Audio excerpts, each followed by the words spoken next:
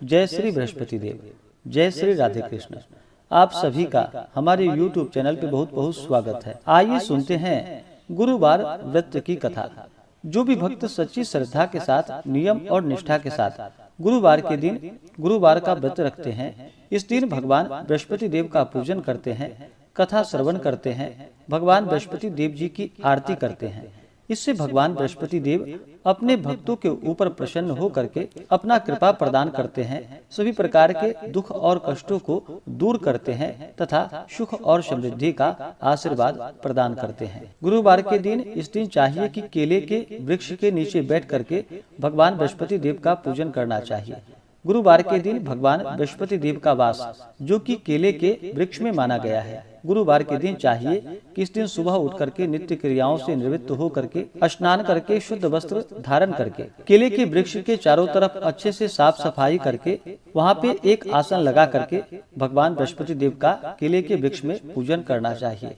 विशेष प्रकार से भगवान बृहस्पति देव को जो कि पीला पुष्प चढ़ाएं, पीला चंदन अर्पित करे, धूप दीप दिखाएं, पीले वस्तु का भोग लगाए, विशेषकर गुड़ और चने की दाल का भोग लगाए, मुनक्का का भोग लगाए, जो भी ऋतुफल आदि हो उसका भगवान को भोग लगाए, जल से आचमनी करवाएं।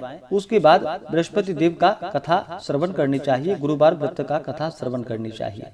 इससे भगवान बृहस्पति देव अपने भक्तों के ऊपर अति प्रसन्न होते हैं और अपना कृपा प्रदान करते हैं। तो आइए सुनते हैं गुरुवार व्रत की कथा। तो बोलिए प्रेम से भगवान बृहस्पति देव की जय, भगवान विष्णु की जय, माता लक्ष्मी की जय। प्राचीन काल में एक बहुत ही निर्धन ब्राह्मण थे। उनके पास उनकी संतान ना थी। वह नित्य पूजा पाठ करता। उसकी स्त्री ना स्नान करती और ना ही किसी देवता का पूजन ही करती थी। इस कारण ब्राह्मण देवता जो कि बहुत दुखी रहते थे, अपनी पत्नी को बहुत समझाते, किंतु उसका कोई परिणाम ना निकलता। भगवान की कृपा से ब्राह्मण के यहाँ एक कन्या उत्पन्न हुई। कन्या बड़ी होने लगी। प्रातः स्नान करके वह भगवान विष्णु का पूजन करती, जप करती, बृहस्पतिवार का व्रत भी करने लगी। पूजा पाठ समाप्त कर पाठशाला जाती तो अपनी मुट्ठी में जौ भरकर ले जाती और पाठशाला के मार्ग में डालती हुई जाती थी।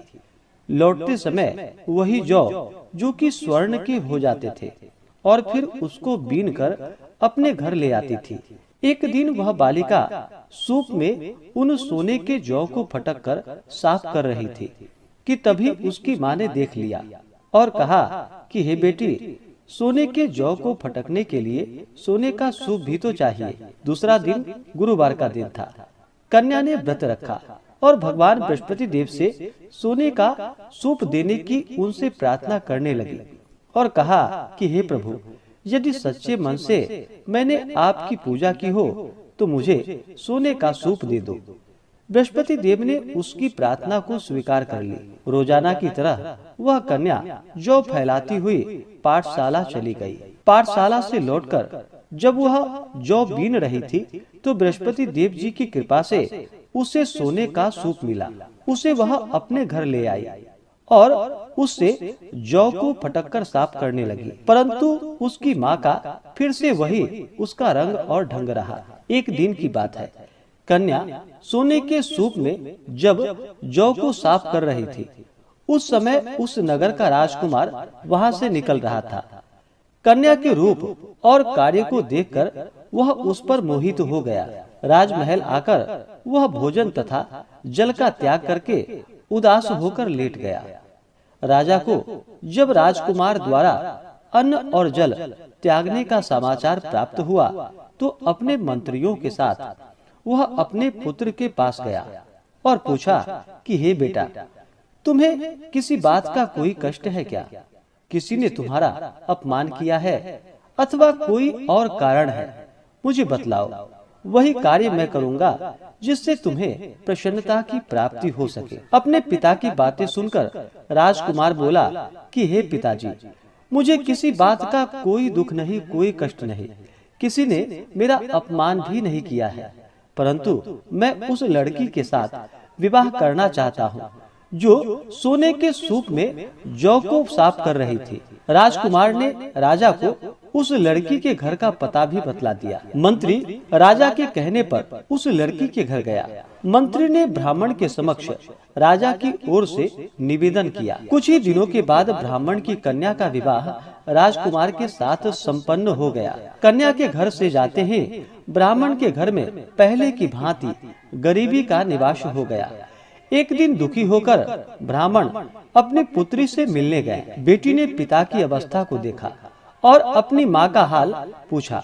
ब्राह्मण ने सभी हाल कह सुनाया। कन्या ने बहुत सा धन देकर अपने पिता को विदा कर दिया, लेकिन कुछ ही दिनों के बाद फिर से वही हाल हो गया।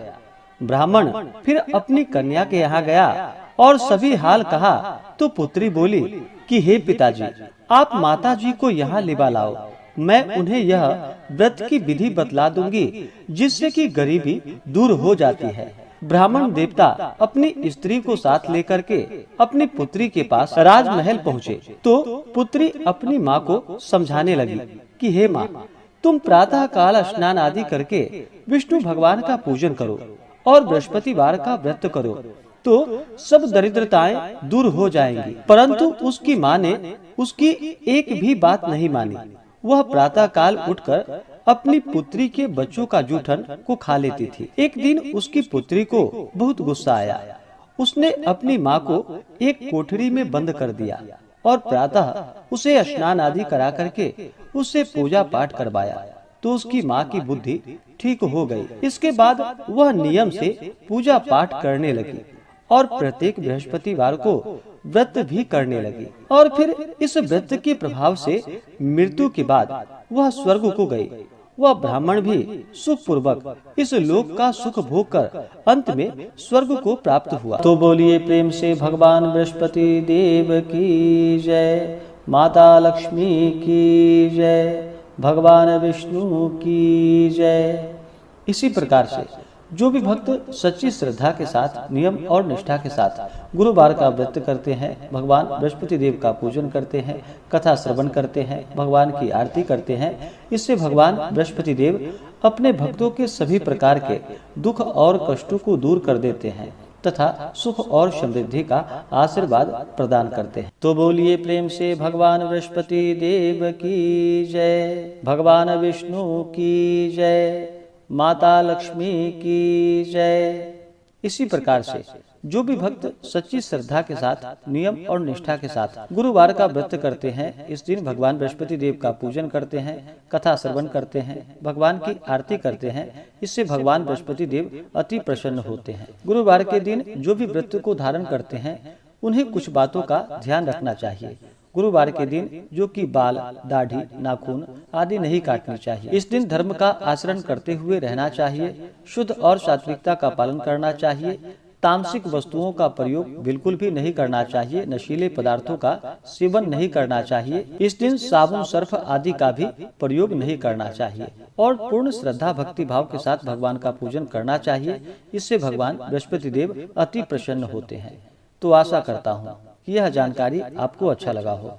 ऐसे ही ज्ञानवर्धक जानकारियाँ प्राप्त करने के लिए हमारे इस चैनल पे अगर आप नए हैं तो चैनल को लाल बटन दबा करके सब्सक्राइब करें, साथ में बेल आइकन घंटी को दबाएं ताकि मेरे वीडियो का नोटिफिकेशन आपको समय से मिलता रहे।